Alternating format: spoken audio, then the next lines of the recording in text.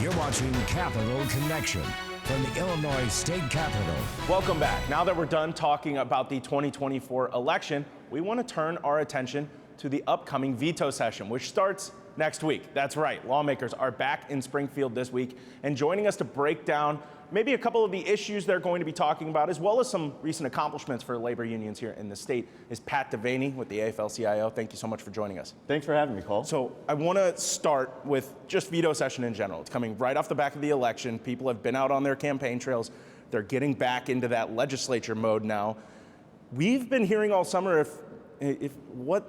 maybe there isn't even enough to do during a veto session. We've heard lame duck. We've heard there is stuff to do in veto session. I'm just curious, you're well connected around here. What do you think for the for the veto session, maybe a lame duck session?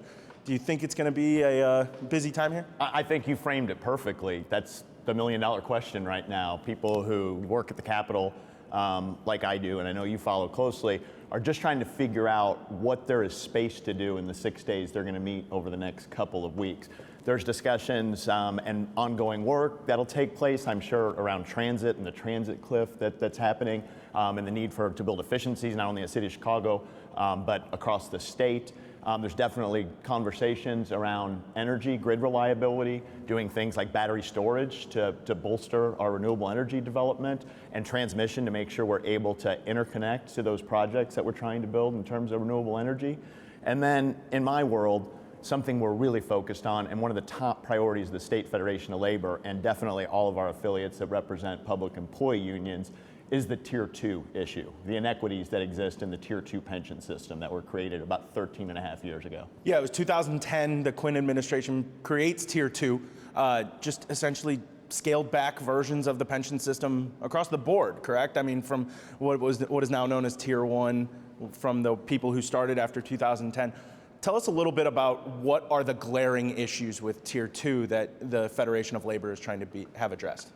Yeah, so there are many of them. Tier 2 was hastily imposed upon us back in 2010 in response to the Great Recession and the pressure that our already poorly funded pension systems were having as a result of the stock market collapse due to the housing crisis. And so what we found over the years is, A, it does not provide retirement security for our members that were hired after January 1st, 2011. It's completely unfair to those employees that are working side by side to a Tier 1 member. One has some element of retirement security, the other does not. And the way that they reduce the benefits, I would describe it as drastic. Not only are we not able to functionally operate state and local governments, retain and recruit employees, they don't have retirement security, but we also have a legal issue in that it's going to be found to run afoul of the safe harbor provisions in the Social Security Federal Code.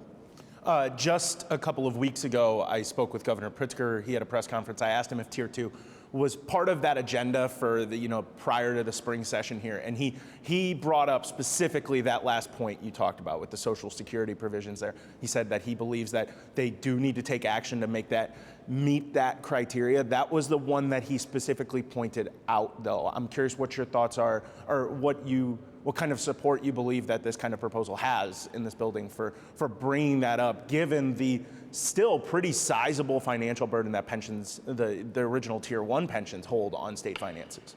Yeah, so I'll agree with the governor that the Social Security safe harbor provision absolutely needs to be fixed, but that's only one part. It needs to be a comprehensive fix. It needs to address the things where an employee in Tier 2, in some cases, are paying more out of the employee contribution than the value of the benefit themselves. They drastically cut benefits, charge the employees the same amount as Tier 1. I don't think any reasonable person would think that that was fair. So the proposal that we're going to be putting forward in the not too distant future is going to be a comprehensive fix that takes big first steps at addressing all those inequities that exist in Tier 2. We've seen this obviously across the country. We've seen an incredibly large labor movement, but even here, most recently, we saw with IDOT specifically, they had their potential strike that came forward, and a lot of the conversation I was having with employees on those lines, and I know this isn't particularly your union, but I'm just bringing this up. We talked a lot about the erosion of that stability that used to come with a government job, and how that's just not exactly the case now, and people will leave those for the private sector, and and have a better situation in that point. I'm curious how much you think this scaling back of the pension system had to do with that, and that sort of stability that can come with we used to hear, and we still hear it sometimes with federal government jobs now, of, okay, I'm in a federal government job, I'm steady, I'm good, I know that for the foreseeable future I'm going to be in a good situation. Yeah, Cole, I think you framed it perfectly. People took government jobs at all levels, federal, state, local level, and are making modest compensation as a result of it, but there were other things. There were benefit packages. There was retirement security that you could count on. So now, not only are we having trouble recruiting people to take these jobs, once they get into them and look and say, hey, I'm working right next to somebody and they have retirement security, they have a hope of a modest pension, but something to provide dignity in retirement, and I don't, I'm out of here. So we're seeing people leaving positions that are really important. We're talking about public safety. We're talking about education, things that matter to our state and the operations of it. You mentioned the proposal that's coming in the not so distant future here, but I'm curious is this trying to bring it back up to that what is now tier 1 retirement, or is this kind of a whole different system in general, which you guys are kind of looking for in that way? Can you give us a sneak peek without maybe the exact language? Yeah, so I mean, in a perfect world, would we like to do away with tier 2? I'm sure. But we know that that's not feasible right now, right? So what we're planning on proposing is a comprehensive fix that addresses those major areas that were reduced where people no longer have retirement security. And we're going to propose increasing them to be able to provide some retirement security as a first big step of it. And just to make sure I am following this correctly, just a few weeks ago, the Illinois Educators Association released their annual report, talked about teachers wanting to leave the field, and they talked about tier 2 as well. Is this a comprehensive restructuring of all different types of jobs that fall under tier 2 pensions? Does this have to be individualized based on sector? How does this move forward in that way? Yeah, so I think there are 17 different articles in the pension code that provide benefits to state, county, municipal employees. We represent all of them. They're our affiliates. They're part of our We Are One Illinois coalition, a coalition that's been around and fighting for pension fairness and retirement security for the last 13 years. So yeah, we plan on making a proposal that's across the board, and again, taking those big first steps to addressing the inequities that exist and providing retirement security for all our members, regardless of how old they are. That's really a cornerstone of the value of the union movement, is equality and treating employees equally and fairly, and we think this falls in line with exactly that. Got it. Well, Pat, I want to shift a little bit now because the AFL-CIO just had a big announcement this week. The Climate Works pre-apprenticeship program, a subsection of CEJA there, or a break-off of CEJA, I guess. It's supported by CEJA is the correct word I should be using there. Sure. Job creation for this new clean energy sector in Illinois. It's been a while since CEJA passed. Take us into what went in behind the scenes to make a program like this happen and what this program is actually going to be doing. Yeah, so you're right. CEJA passed, the General Assembly passed CEJA back in late 2021, and the governor quickly signed it. And labor was really instrumental in those negotiations and thinking about how we're going to create state policy to transition away from carbon generating fossil electricity generation into cleaner forms of it, such as renewables. So ratepayers right now are paying over $600 million, I believe is the number, in annual subsidies for the development of renewables. And one of the foundational issues that we came to the table with is if we're going to be doing this, transitioning how we produce electricity in Illinois, we need to make sure that the jobs we're creating are good middle-class jobs. And we were able to do that. Prevailing wage, project labor agreements to make sure these are good union jobs with the highly skilled workers that we represent.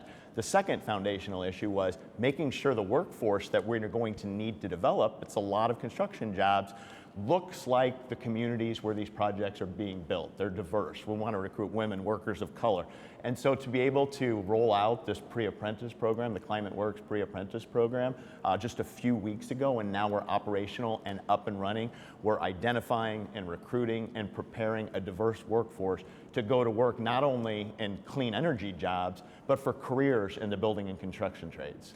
And going forward, obviously, this was a very long roadmap that was included in the Climate and Equitable Jobs Act. And I'm just curious with what needs to happen now to make sure that these projects can continue continually be built. We just heard from Governor Pritzker not too long ago. He signed on with multiple other states talking about capacity, transmission lines, and just the sort of slow-moving nature we've seen from some major utilities and grid operators to not only have these projects built, but connect them to the existing power grid. Does that play a role in this and making sure that that number of jobs grows even further down the line? Yeah, there's a number of issues around keeping up with our goals that are in CEJA around renewable development. Part of it has to do with interconnection. Part of it has to do with transmission lines to be able to move electricity across the grid. And those are challenges that we face as a state that we need to solve for. And do those kinds of jobs in that connection, does that also fall under all those labor protections you listed in the, as part of? Yeah, so if we can't build the large scale, utility scale wind and solar projects, then we're not going to be creating the jobs that we had hoped to, right? And in parts of the state that sorely need them. When you look where fossil generation is located and being phased out over time through the policies in CEJA, these are in parts of the state where there's not a lot of great opportunities. So for us to be able to go out and find workers who might not even be aware that this is an opportunity for them. A lot of people are making different decisions than going to a four-year university. So if we can make people in communities where maybe they didn't have an uncle that worked in the building trade, maybe their dad didn't work for the IBEW, the laborers, where we can say, hey, this is a great opportunity to build yourself a good middle-class life. All right, well, Pat Devaney with the AFL-CIO, thank you so much for joining me today. Thank you so much, Cole. Appreciate having me. We'll be right back.